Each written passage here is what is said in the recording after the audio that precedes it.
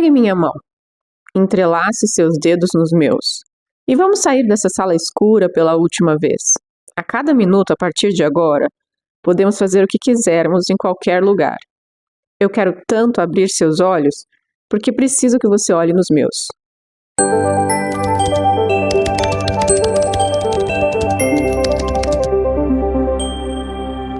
Bom, essa coisa de abrir os olhos é muito bonita na teoria. Mas quando a gente pensa nisso na prática, esse exercício de abrir os olhos no sentido de perceber a si mesmo e o que está à sua volta é um processo difícil. É um processo que exige muita sinceridade, mas exige muita coragem. E é um processo que mexe tanto com a gente profundamente, às vezes, que a gente não sabe se a gente vai dar conta emocionalmente.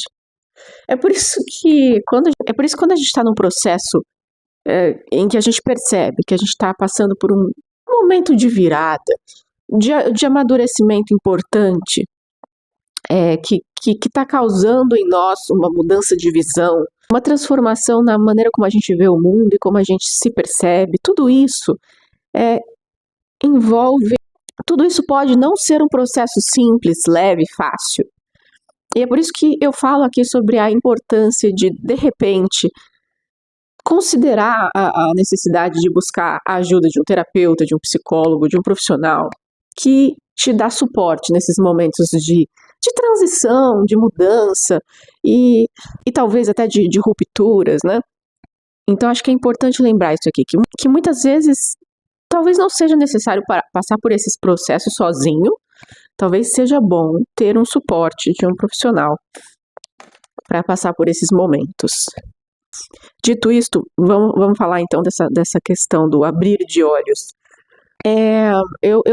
Vamos puxar o fio do que eu estava falando? Eu estava falando sobre o amor, e aí eu disse que o amor, ele pode ser muito bonito nas poesias, pode ser muito bonito na música, pode ser muito bonito na arte, é bonito dizer que você ama alguém, mas a verdade é que o que nos traz evidências de que o amor existe, o que me dá fortes indícios de que esse amor é real, é a prática da honra.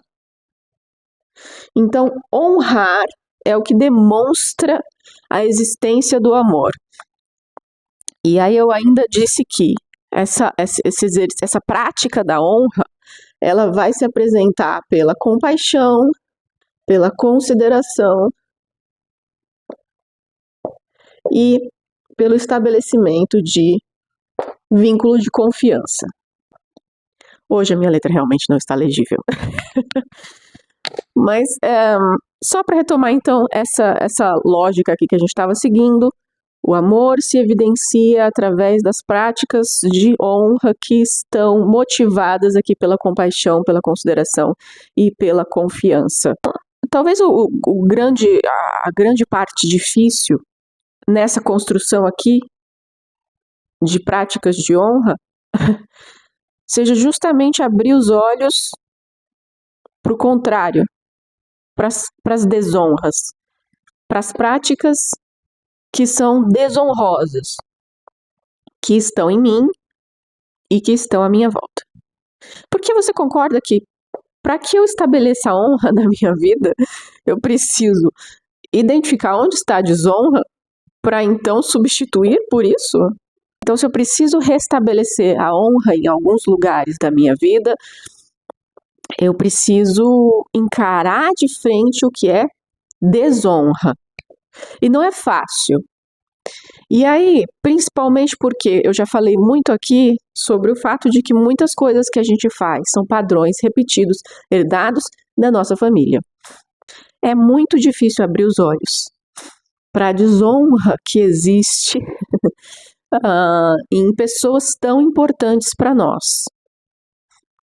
E por que a gente tem que abrir os olhos para a desonra das pessoas? Porque talvez essas pessoas, por exemplo, nossos pais, tenham nos passado esses padrões e nós estejamos mantendo algum tipo de desonra na nossa vida em consequência de um aprendizado. Eu já falei muitas vezes aqui que as crianças buscam pela aprovação dos pais como uma necessidade de sobrevivência, porque elas entendem que precisam ser cuidadas por eles para que elas consigam ir adiante e sobreviver mesmo, né? Então é um instinto da espécie para conseguir se desenvolver. Eu preciso daqueles pais ali comprometidos com a minha segurança e com o meu cuidado. Então eu preciso obter a aprovação deles para ter certeza de que eles vão continuar cuidando de mim. Então isso é uma busca por sobrevivência que acontece na cabeça da criança. Mas acontece que nem sempre os pais estão realmente agindo para o melhor daquele filho ou daquela filha. É muito difícil para a criança lidar com essa realidade, de que aquele pai não está agindo para o bem dele ou para o seu melhor desenvolvimento. Mas isso pode acontecer, né? Se isso acontece, a criança, conforme vai crescendo, vai se sentindo ameaçada. Ela não sente que ela está em segurança, mas ela ainda quer manter os pais naquele pedestal de idealização. Eu já falei aqui também que esse amor que a gente recebe da nossa família na nossa primeira infância, ele é como as raízes que vão nos sustentar emocionalmente. Então a gente realmente precisa muito desse amor e reconhecer a ausência desse amor, a falta desse amor, ou que esses pais estão agindo de forma contrária, ou seja, ao invés de demonstrar amor, estão demonstrando desamor. Olhar para isso está associado a uma dor muito profunda, da qual a gente quer se defender, até inconscientemente. Então a gente chega aí num momento que a gente chama de dissonância cognitiva. Eu quero acreditar que meus pais me amam, porque a minha vida depende disso, porque isso me causa uma dor emocional muito profunda, então eu preciso acreditar que esses pais me amam. Eles talvez digam que me amam. Esse amor, ele pode estar em palavras. Mas o que não há? Não há as evidências. Esses pais, eles não estão agindo com atos de compaixão em relação a essa criança, eles estão faltando na compaixão. Isso quer dizer que essa pessoa responsável por criar essa criança, esse pai ou essa mãe, enfim, ele não consegue se colocar no lugar da criança para sentir a dor dela, para entender o sofrimento dela. Então, existe quebra na compaixão. Exemplo simples disso são os pais que educam seus filhos com surras. É uma coisa muito óbvia, né? É óbvio que não há compaixão aqui. Porque você não está se colocando no lugar daquela criança e você não é capaz de perceber a dor que ela está sentindo e o sofrimento emocional dela ali, né? Consideração. Pode ser que esse amor não se evidencie porque há falta de consideração. Falta de consideração em inúmeras coisas que podem acontecer aí nessa convivência, mas a consideração, ela está relacionada a respeito. É um exemplo aqui que me vem na cabeça. Esse pai, ele não vai às reuniões desse filho na escola. O motivo desse pai não ir até as reuniões da escola do filho podem ser inúmeros. Eu não estou aqui para culpar o pai que teve que faltar na reunião do filho na escola, mas muitas vezes é porque o pai não está nem aí para o desempenho e evolução dos estudos do filho. O que a gente encontra nisso? Falta de consideração. Se esse pai, ele não vai até essas reuniões porque ele simplesmente não tem paciência, tá com preguiça, não tá nem aí, ele não quer nem saber, isso é falta de consideração, ok? Falta de confiança. No caso aqui, não estabelecer um vínculo de confiança com esse filho é tanto de você não se mostrar confiável para ele, quanto você não confiar nele. É sempre uma via de mão dupla. Então, nesse caso, o pai não se apresenta como uma pessoa confiável. E isso quer dizer que o que esse pai combina com esse filho, ele nunca cumpre. Isso quer dizer que quando esse filho se vê numa situação de vulnerabilidade, que ele precisa muito do apoio desse pai, ele não encontra.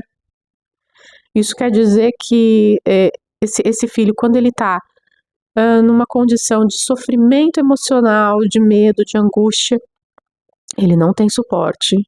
Talvez ele tenha o contrário disso. Acusações. Então, existe um comportamento do pai que não desperta confiança.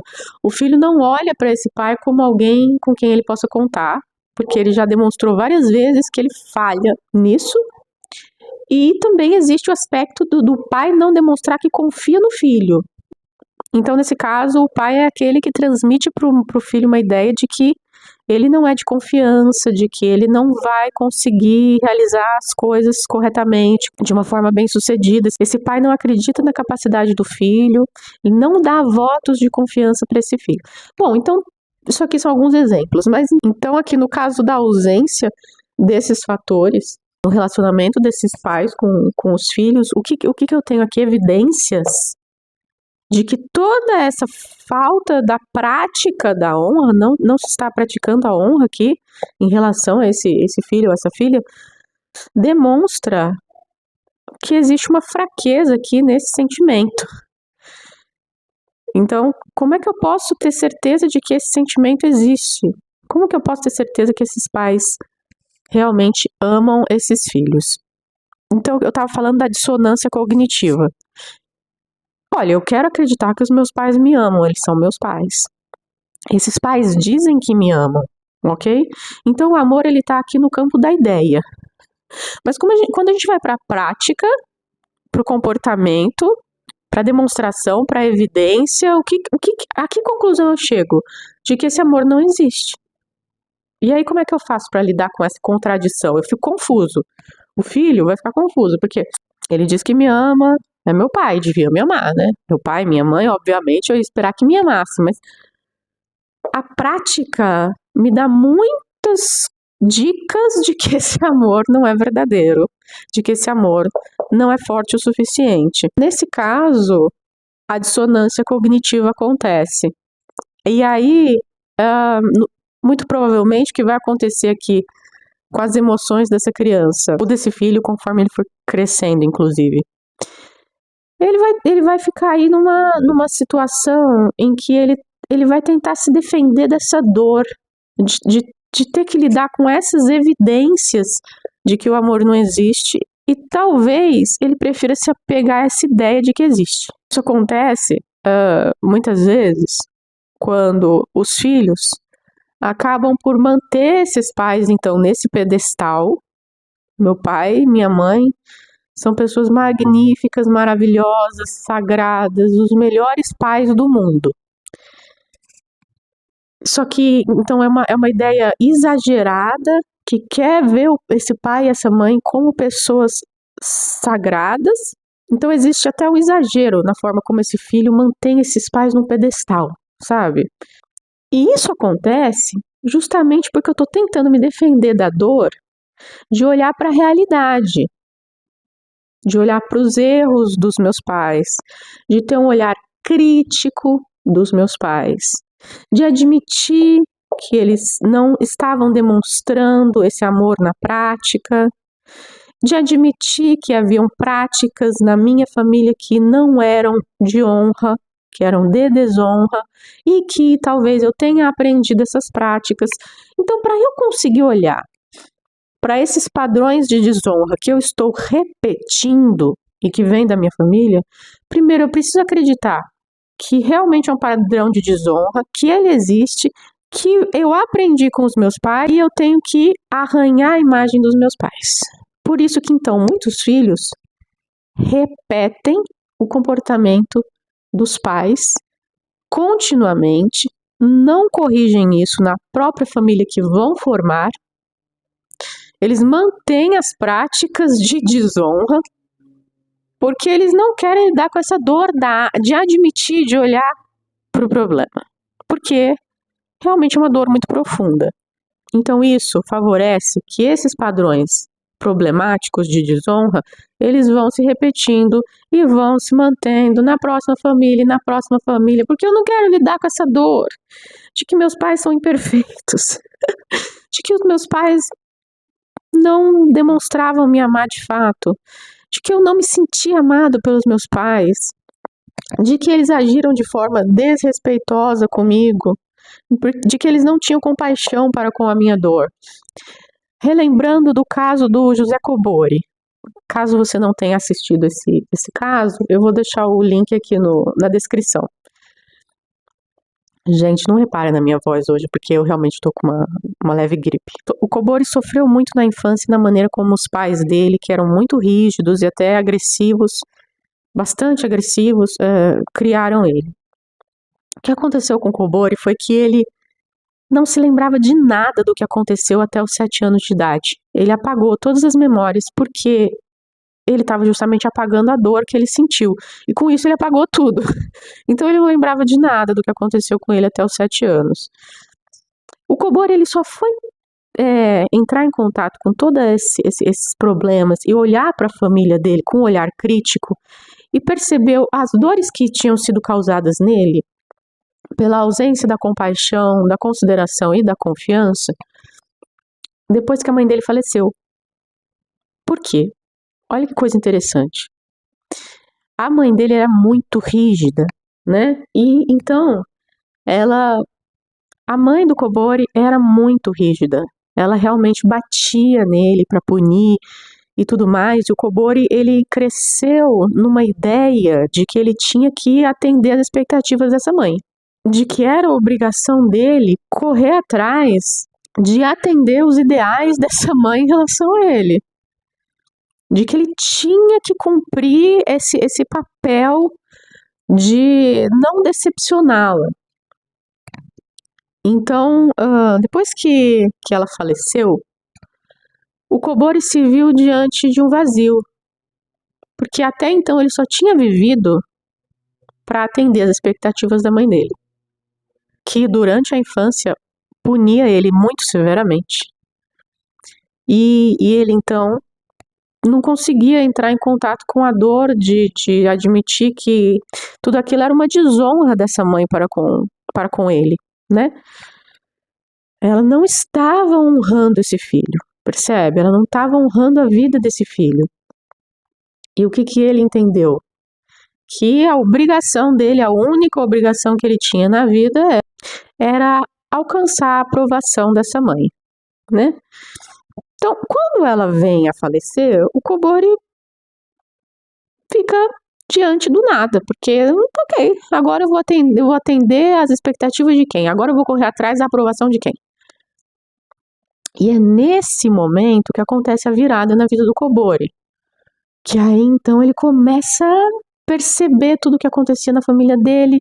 Ele ele passa por um período turbulento na vida dele também, ele entra em depressão, e aí percebe aquilo que eu estava dizendo no começo do vídeo, abrir os olhos é muito bonito quando a gente diz. Quando a gente entra no processo de abrir os olhos, pode ser uma confusão, pode ser um momento difícil de enfrentar, porque aí quando a gente se vê diante das nossas dores mais profundas, dos nossos medos mais antigos, a gente não sabe como é que a gente vai reagir, como é que a gente vai lidar com isso, né? O Kobori, por exemplo, ele buscou ajuda terapêutica durante esse período, né? Para ter um suporte. Bom, eu não quero assustar ninguém em relação a ir em direção dessa mudança e restabelecimento da honra. Porque a verdade é que não dá para continuar no padrão de desonra sem sofrer. A pessoa ela vai acabar entrando em crise. Algumas pessoas resistem muito a abrir os olhos para evitar essa dor, né? E aí é interessante, né? Porque essa sequência de vídeos aqui se chama A Jornada do Florescimento. Então, florescer é justamente você conseguir ir em direção de desenvolver o seu potencial plenamente, né? E construir uma vida apoiada na honra, né? E em todas as virtudes que são sustentadas pelo amor. Então, sim, a gente quer florescer, a gente quer ir em direção da nossa melhor versão, do bom uso do nosso potencial e numa vida construída a partir de bons princípios. Muito bem. Só que o problema é que, se eu ainda não consigo olhar para a realidade dos problemas que aconteceram na minha família, na minha criação, dos padrões doentios que estão sendo repetidos, se eu não consigo olhar para tudo isso, e eu ainda preciso me esconder de olhar para isso para não sofrer, né? O que acontece, na verdade, é que eu estou carregando ao longo da minha vida uma mentalidade infantil, né? Eu ainda estou carregando a mentalidade daquela criança que não quer arranhar a imagem dos pais, que não quer admitir que haviam padrões de desonra ao longo do seu crescimento, dentro da sua família, problemas que talvez ainda estejam sendo repetidos. Essa é a mentalidade infantil que o adulto pode estar carregando para ainda se defender dessa dor. Então, o amadurecimento é justamente aceitar que o mundo que a gente idealizou se desmanche um pouquinho. A gente precisa olhar para aquela idealização toda, aquela ideia que a gente construiu para se sentir seguro, para se defender, né? Toda aquela idealização que a gente construiu, ela precisa dar uma desmoronada para que você consiga construir coisas melhores. Então, a maturidade, ela exige o olhar crítico para que as coisas sejam aprimoradas. Essa é a ideia. Eu preciso aprimorar, né? Eu não quero repetir as mesmas coisas. Eu pego o que é bom, pego o que serve, pego o que se aproveita. Mas tem muita coisa que precisa ser deixada para trás. Então, olhar para aquilo que não estava certo, que não estava bom, ou que talvez fosse muito problemático, destrói a idealização infantil e me empurra para um crescimento de uma nova mentalidade mais madura. Então, essa mentalidade mais madura é a que vai me levar em direção da autonomia, que eu tanto falo aqui. Autonomia é a capacidade de me responsabilizar plenamente pela minha vida. Autonomia é a capacidade de tomar boas decisões a partir da minha visão crítica. Então, o que acontece é que muitas pessoas, por se apegar ainda àquela mentalidade infantil, porque ainda não querem destruir aquele castelinho que elas construíram de areia na infância, de uma vida que ela queria acreditar que era perfeita, dos pais que ela queria acreditar que eram perfeitos, entende? Para não enxergar a dor de que os pais são falhos, de que eles cometeram erros, de que talvez, até nos casos mais difíceis, esse amor não existisse. É muito difícil para um filho, na idade em que estiver, admitir que o amor dos seus pais não existia. Então, esse é o caso mais difícil de lidar, né? Quando esse amor de fato não existe. Mas em muitos casos não é que o amor não existe, né? O amor existia, talvez, mas existia também um monte de práticas que eram problemáticas e que traziam prejuízos emocionais, causavam dificuldades para esse filho, causavam problemas nessa família, causavam um ambiente que era doentio e tóxico. Então, às vezes, o problema não é a ausência de amor, muitas vezes é a ignorância que impede uma construção em que acontece a prática da honra na família. Então, às vezes existe tanta desonra numa família, não porque as pessoas não sejam necessariamente capazes de amar, mas porque elas são ignorantes mesmo, elas não sabem o que estão fazendo. Então, é preciso levar isso em consideração também, que muitas vezes os problemas, eles não partem de uma incapacidade de amar, mas de uma falta de conhecimento, de uma falta de percepção, de uma falta de maturidade. Muitas vezes, muitos e muitos pais não têm maturidade para ter filhos e para educar filhos e para construir um lar que traga segurança em diversos sentidos para esses filhos. Então, o contrário da autonomia é a heteronomia. Se a pessoa foge do amadurecimento e da visão crítica, de olhar para os problemas, identificar e corrigir esses problemas, se ela foge desse processo, ela vai para o lado mais heterônomo. O que é a heteronomia? Eu não penso plenamente com a minha cabeça, eu não uso minha capacidade crítica, eu não assumo plenamente a responsabilidade, eu fico muito dependente do direcionamento externo. Então, essa pessoa, assim como o Kobori estava antes, ainda vai estar fazendo tudo para agradar a mãe. Então percebe que o Kobori era um empresário de grande sucesso, de alto nível intelectual, e estava com uma mentalidade que ia no caminho da heteronomia. Olha que coisa interessante. Você percebe que não tem nada a ver com o seu nível educacional, com a sua capacidade intelectual. É só você ler o currículo do Kobori para você entender que com todo aquele grau de instrução, com toda aquela formação invejável, ele ainda tinha uma mentalidade heterônoma. Ele ainda estava dependendo da aprovação externa, mais especificamente da sua mãe.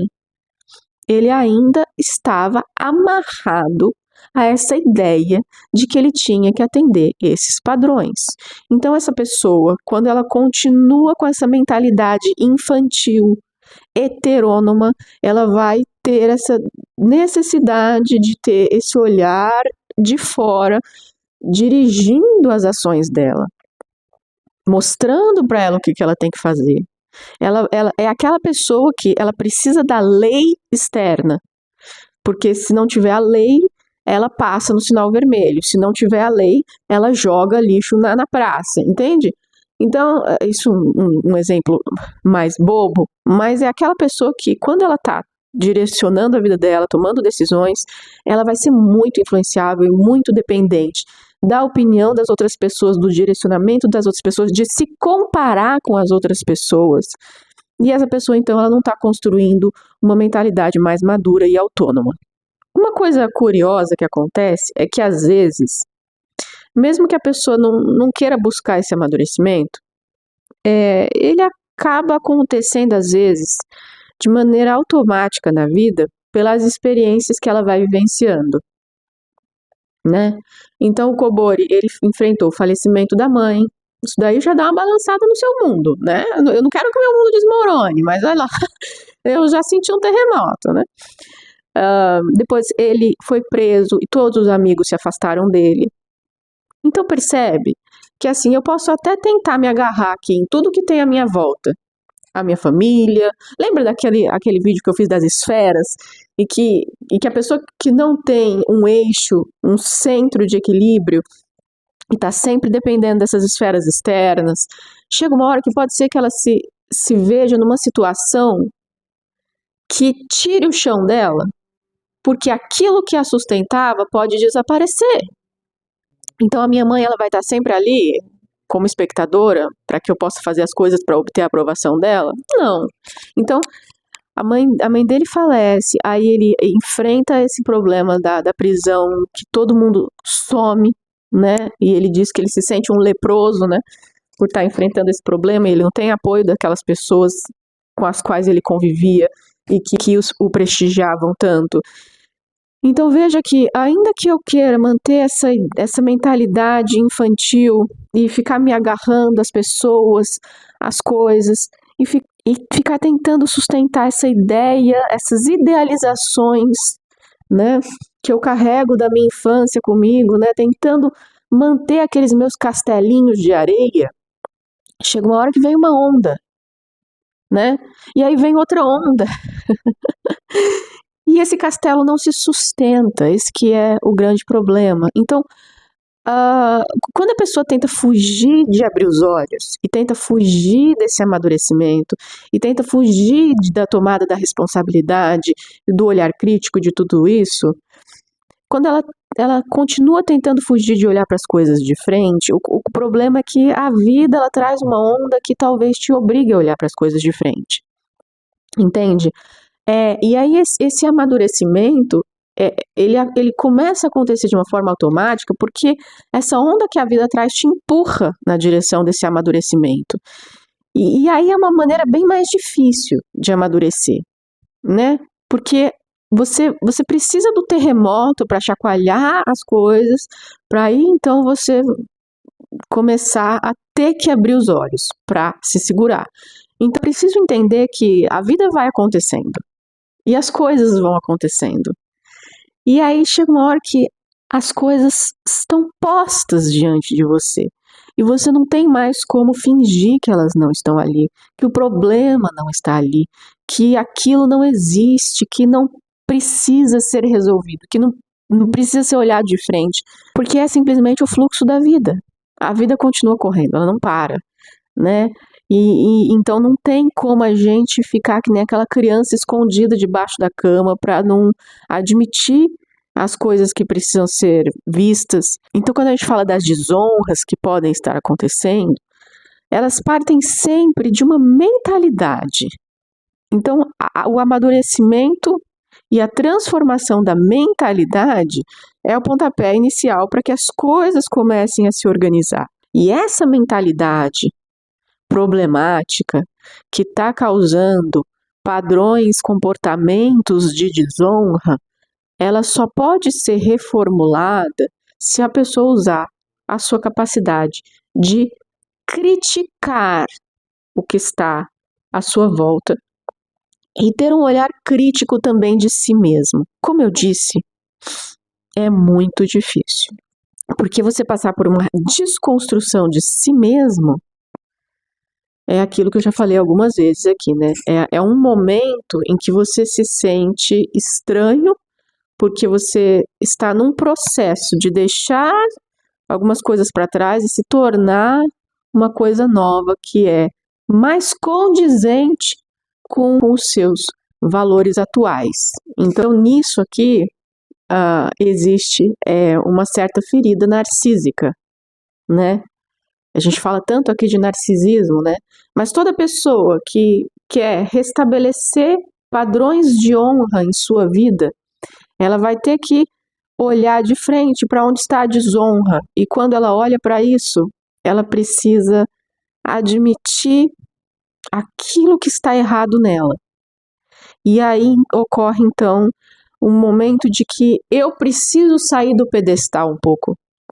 Aquela visão idealizada que eu tinha de mim mesmo, ela dá uma desmoronada também, né? Então, assim, eu preciso lidar naquele momento com esse sentimento de desconstrução, me olhar no espelho e não gostar do que eu estou vendo. E isso faz com que eu me sinta decepcionado comigo mesmo. Eu não quero sentir essa decepção. Eu não quero olhar para aquele defeito de frente. Porque aí é o narcisismo que todos nós temos. A gente protege a nossa imagem. A gente protege a nossa imagem. Exige uma humildade absurda de olhar para aquilo que está causando desonra na minha vida ou para a prática de desonra que eu estou tendo. E a gente vai falar um pouco melhor depois sobre o que pode ser desonra, mas é qualquer coisa. Pode ser que talvez eu consiga perceber que eu estou sendo uma pessoa egoísta em alguns aspectos. Talvez eu esteja sendo uma pessoa preconceituosa em alguns aspectos.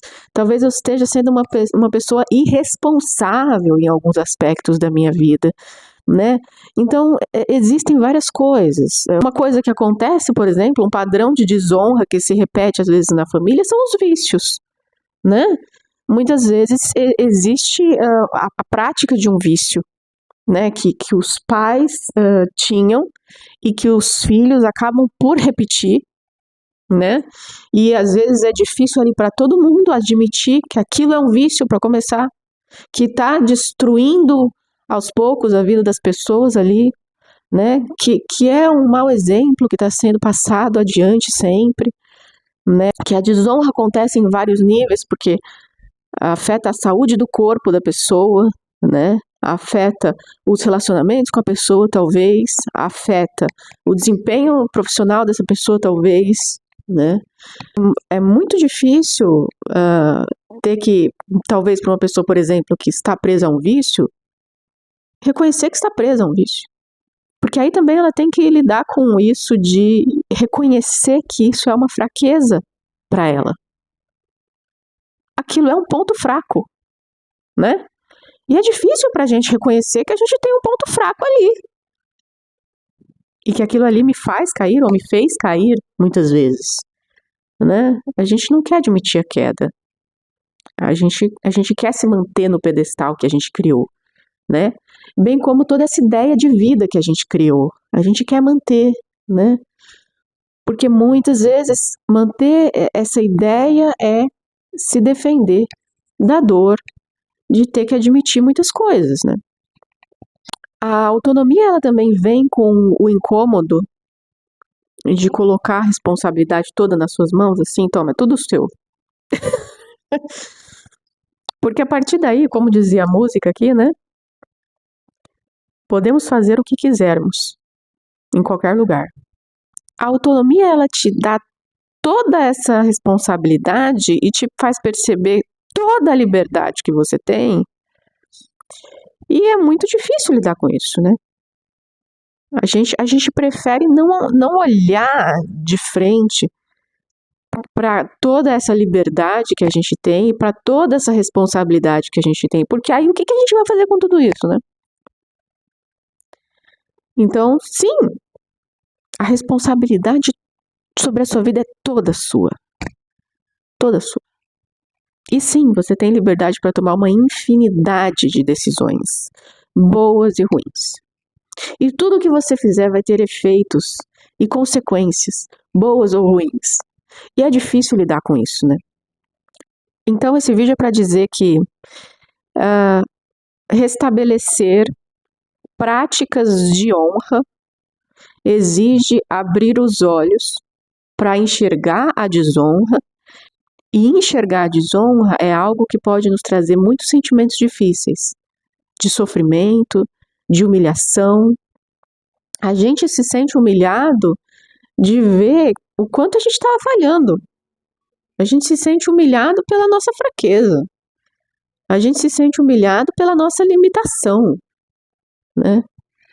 Então, é bastante difícil se ver tão pequeno e, a partir daí, começar a reconstruir coisas melhores.